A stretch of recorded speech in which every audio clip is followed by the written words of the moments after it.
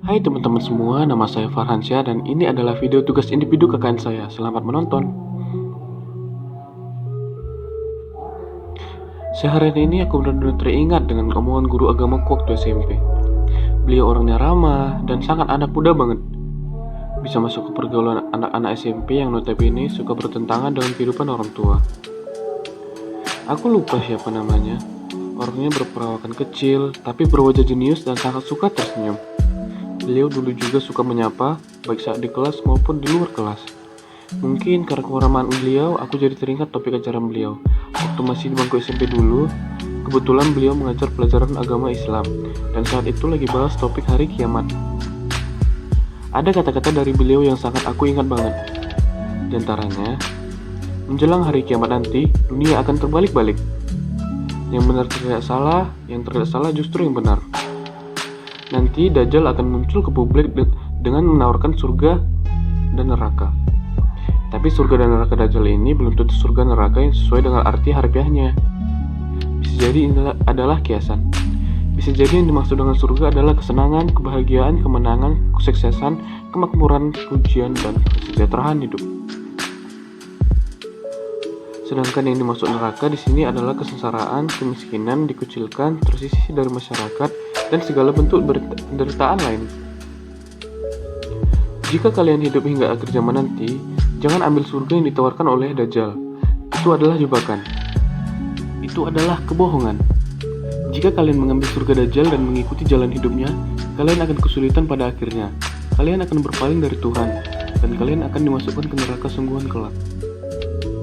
Menjelang kemunculan Dajjal ini, dunia bakal serba terbalik dan membingungkan. Dunia akan dilanda perang, baik perang antar negara maupun perang dunia. Kemudian dunia akan dijadikan dalam satu tatanan. Hanya ada satu tatanan pemerintahan di dunia ini. Jangan tertipu dengan pemerintahan tunggal ini. Kelihatannya, pemerintah tunggal ini adalah cahaya dan solusi bagi semua umat manusia saat itu. Padahal itu semua adalah tipu muslihat Dajjal. Kemudian sebelum kemunculan Dajjal ke publik, dunia akan dilanda serangkaian kebohongan dan adu domba. Manusia hidupnya akan dibutakan oleh kebaikan, gelar, pendidikan, kesuksesan, uang, dan keberhasilan hidup. Menjelang kemunculannya nanti, akan banyak manusia berdebat, memperdebatkan salah dan benar. Manusia yang merasa hidupnya benar dan tertolong akan membela semua sistem yang telah dibangun Dajjal. Sistem pemerintahan dunia tunggal, kebohongan-kebohongan yang Dajjal dan anti-antinya buat, semua yang tampak seperti kebaikan dan keunggulan dunia akan dibela mati-matian oleh orang-orang yang munafik, yang hati dan pikirannya telah terbutakan oleh sistem dan kebohongan duniawi rancangan Dajjal dan pengikutnya. Sedangkan manusia yang berhati nurani jernih, mereka akan cenderung mempertanyakan setiap sistem dan kebohongan di dunia ini. Mereka, manusia berhati dan berlogika jernih ini, yang masih menjunjung tinggi pengabdian pada Tuhan, cenderung menolak mengikuti sistem Dajjal yang sudah terbangun. Dan mereka cenderung dikucilkan dan dibenci oleh manusia-manusia yang sudah terbutakan oleh kebaikan sistem Dajjal. Karena mereka memilih untuk tidak mengambil jalan yang sama dengan orang lain. Manusia berhati nurani jernih ini akan merasakan ketidakberesan dari sistem duniawi yang ada. Karena bertentangan dengan hati nurani mereka yang masih jernih di bawah ketataan pada Tuhan.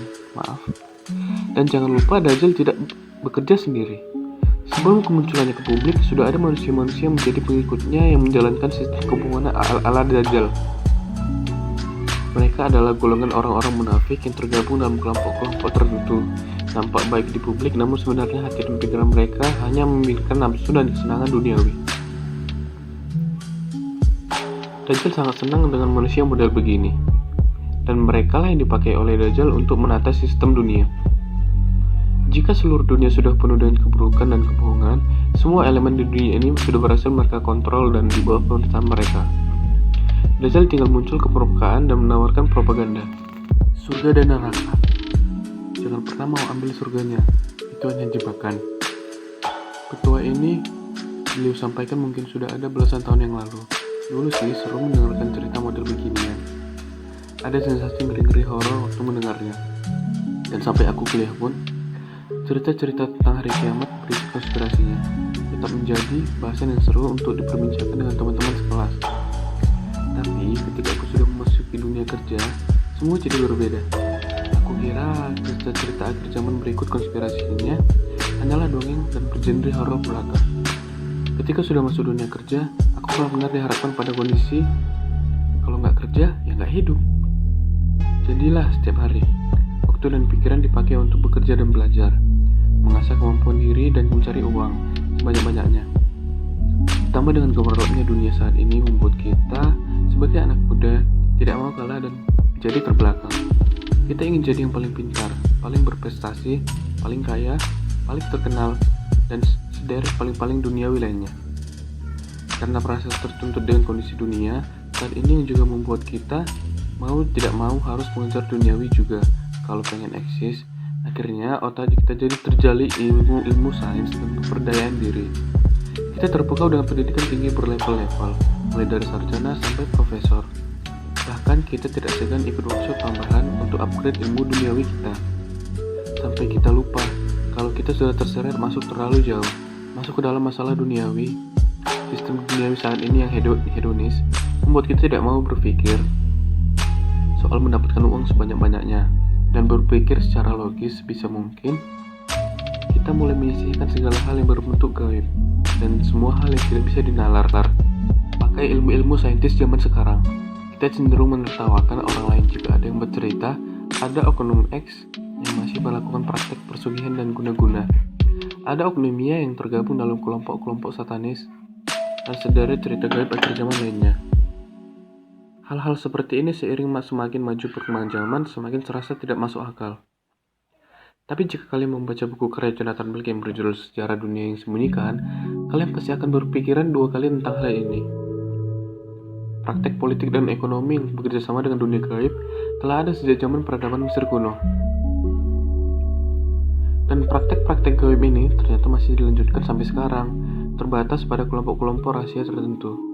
Kita semua menertawakan hal yang tidak bisa dinalar pakai logika ilmu kuliahan dan ilmu sekolahan sebagai halusinasi, omong kosong, kurang kerjaan, dan seringkali muncul juga istilah orang sudah pergi ke bulan masih percaya kegaiban. Begitulah bagaimana sistem dunia zaman sekarang menyeret kita. Tak menutup kemungkinan semakin lama akan semakin banyak manusia yang menjadi ateis dan agnostik.